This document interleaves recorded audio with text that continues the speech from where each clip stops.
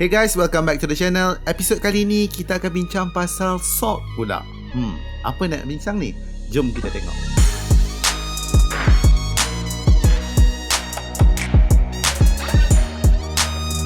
Hey guys, welcome back to the channel. Episod kali ni kita akan bincang pasal salt pula. Apa kita nak bincang dalam episod kali ni? Nak tahu? Stay tuned.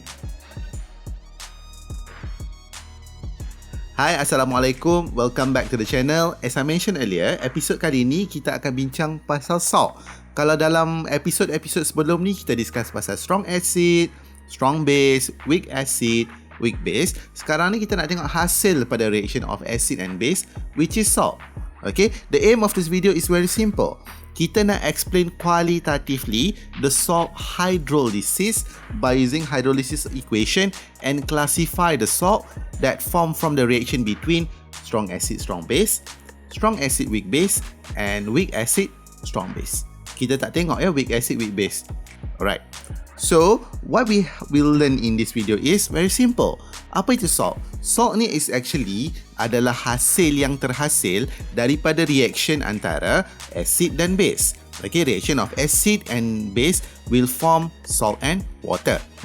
Okay, it is depend on the property of the salt.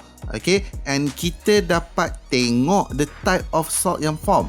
Okay, this is based on the salt solution that will produce from the hydrolysis of the salt. Sejenis salt ni kita boleh classify sebagai acidic, basic ataupun neutral. This is because from the macam mana cara dia terhasil. Okay, the classification is based on the hydrolysis of the salt. So, the main thing here dalam video ni kita akan belajar macam mana cara nak hydrolysis of the salt. Okay, salt hydrolysis. Salt hydrolysis is actually a process yang mana kita hydrolyze. Hydro mean water. Hydrolysis adalah proses yang mana kita tambah water. Okay, salt hydrolysis adalah mana kita tambah water pada ion-ion salt. Okay, bear in your mind that hydrolysis is involved two steps. The first one is the dissociation of the salt into the cation and anion. And the second step is the reaction of the cation with water. One thing that you have to know here is you punya cation, which is yang bercharge positif. Yang bercharge positif akan tarik OH minus, and yang bercharge negatif akan tarik H plus. H plus tambah OH minus akan menghasilkan H2O. So this is very important for you to know. Okay. However, satu benda yang paling penting di sini adalah ion yang terhasil daripada strong acid ataupun strong base tidak boleh hydrolyze. Kita ambil contoh macam Cl-. Cl- is actually ion yang terhasil daripada HCl. Okay, so this ion, kalau kata kita hydrolyze dia, that means kita tambah water. Since dia adalah Cl negative, dia akan ambil H+. So, menghasilkan HCl. However, HCl is a strong acid. Bila the strong acid, dia akan completely dissociate into H+ and Cl-. Bila dia dissociate antara H+ dengan Cl-, these two ion, okay, akan attract to form H2O. Sekarang ni kita tengok, kiri kita ada Cl- tambah H2O, kanan pun kita ada Cl- tambah H2O. Bermaksud awal dengan hujung dia sama. So, tidak ada perubahan di situ. Bila tidak ada perubahan, kita boleh cakap bahawa Cl- tambah H2O is actually no reaction. So, that's why lah, ion daripada strong acid ataupun strong base tidak boleh di-hydrolyze. Okay, sama juga kalau you ambil Na. Kalau you ambil Na+, dia akan attract OH-, menghasilkan NaOH. NaOH is a strong base, dia still akan dissociate jadi Na+, OH- tambah H+. So, dia still akan hasilkan benda yang sama. So, ini adalah benda paling penting yang kamu perlu ingat. Now, kita nak tengok pasal neutral salt. Neutral salt is actually a salt that form from the reaction between strong acid and strong base. Kita ambil contoh macam NaCl. Okay, NaCl is formed from the reaction between strong acid HCl and strong base NaOH to form a salt of NaCl. So the reaction between NaOH and HCl akan yield NaCl. Okay, so why not kita try hydrolyze the salt? The hydrolysis of the salt, dia akan form from the dissociation of the salt. Dia akan completely dissociate. Bila dia completely dissociate, dia guna full headed arrow lah, one way saja. So bila dia terurai, dia akan hasilkan Na+ dan juga Cl-. Okay, this Na+ and Cl- are actually ion daripada strong acid and strong base. Bila ion daripada strong acid dan strong base, dia tidak boleh dihydrolyze. Bila dia tidak boleh dihydrolyze, bermaksud kita tidak ada excess H3O+ and or OH- di dalam solution kita. Therefore, pH dia akan bergantung dengan pH of the water, which is kita boleh kata the salt solution of NaCl produce a neutral salt solution. Therefore, kita boleh conclude bahawa NaCl is a neutral salt dan pH of the salt is actually equal to 7.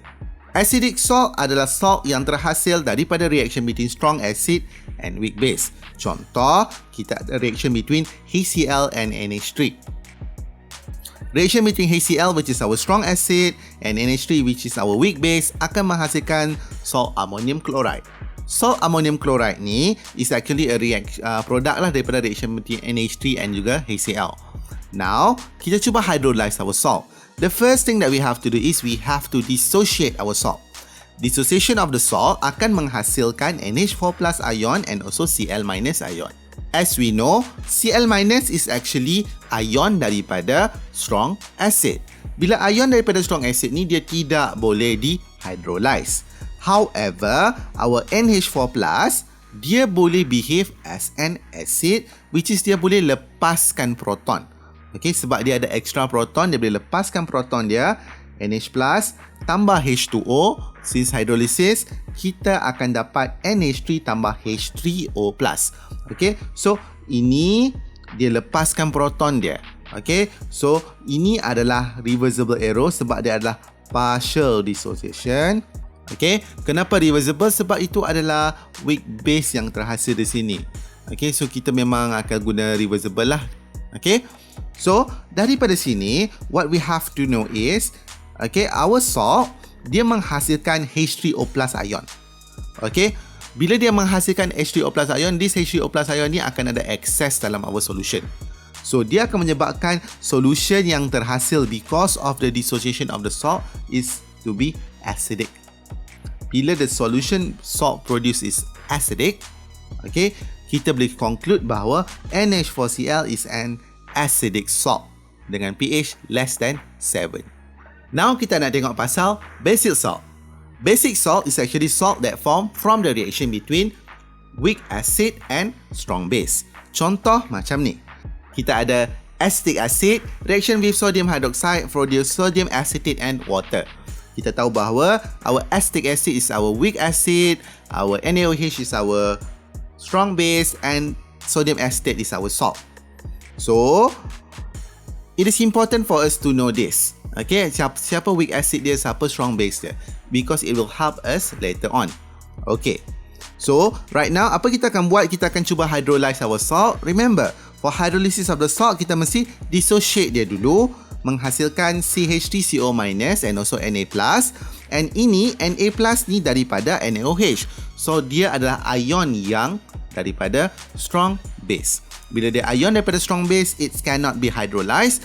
Bila dia tak boleh dihydrolyze, apa kita kata? Kita akan cuba hydrolyze yang lagi satu lah.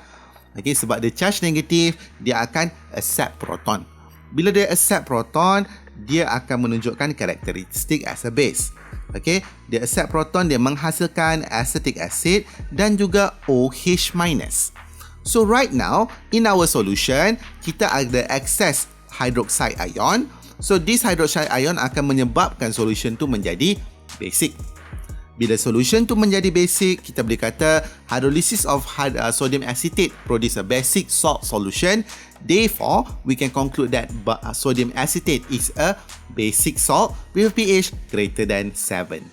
Okay, so remember, untuk buat benda ni, the first thing kita kena dissociate kita punya salt, and then kita hydrolyze. After that, kita buat conclusion. Okay, nak lebih clear, jom kita tengok dua example. The first one, kita try to classify the salt by describing them whether acidic, basic ataupun neutral. So, how to do this? The first step that we have to do is kita kena dissociate our salt. NaCN equals, dia akan dissociate menghasilkan Na plus equals tambah Cn minus equals. So, ini yang pertama kau perlu buat. Yang kedua, kita akan hydrolyze ion kita. Na plus equals tambah dengan H2O liquid. Dia is actually no reaction sebab dia adalah ion daripada strong base. While our Cn minus, bila kita react dia dengan H2O, dia adalah Cn negatif. Bila dia negatif, dia akan ambil H plus menghasilkan HCN equals tambah OH minus aqueous. So, kita kena buat kita punya conclusion, step yang ketiga. So, apa kita boleh cakap kat sini bahawa since kita punya hydrolysis of NaCN produce a basic salt solution due to the presence of hydroxide ion, kita boleh conclude bahawa our salt is actually basic. The next question dia minta kita sama juga. Kita write the salt hydrolysis equation and kita classify kita punya salt. So, kita tahu bahawa the first step kita mesti tulis dulu N2H5Cl equals, dia akan menghasilkan N2H5 plus equals tambah dengan Cl minus. Itu yang pertama. Lepas tu kita cuba hydrolyze. Tahu bahawa Cl minus tak boleh dihydrolyze. Tambah H2O. So, ini akan menghasilkan no reaction. Okay. While our N2H5 plus equals tambah dengan H2O. Okay, sebab dia ada excess proton, dia akan lepaskan proton dia akan jadi N2H4 aqueous tambah dengan H3O plus aqueous. So, kita tahu di sini bahawa since the hydrolysis of N2H5Cl produce an acidic salt solution, therefore, kita boleh cakap bahawa kita punya N2H5Cl ni adalah acidic salt. So, dalam video kali ni kita dah belajar pasal cara nak classify kita punya salt, so acidic, basic ataupun neutral. Yang kedua, kita juga belajar macam mana nak tulis equation untuk salt hydrolysis. Remember, first step dissociate, full header arrow. Second step, kita hydrolyze, reversible arrow. Tapi ingat, ion daripada strong acid dan strong base tidak boleh dihydrolyze. So, episod kali ni kita dah belajar banyak benda-benda baru. So, I really hope you enjoy this. In next episode, kita akan belajar pasal buffer solution. Nak tahu lebih lanjut pasal benda tu? Jangan lupa visit lagi video yang akan datang. So, remember, untuk berjaya, kena terus berusaha. Anda tak boleh mengalah. Pasti kejayaan tu akan capai. With that, thank you for watching. See you next time. Assalamualaikum. Bye.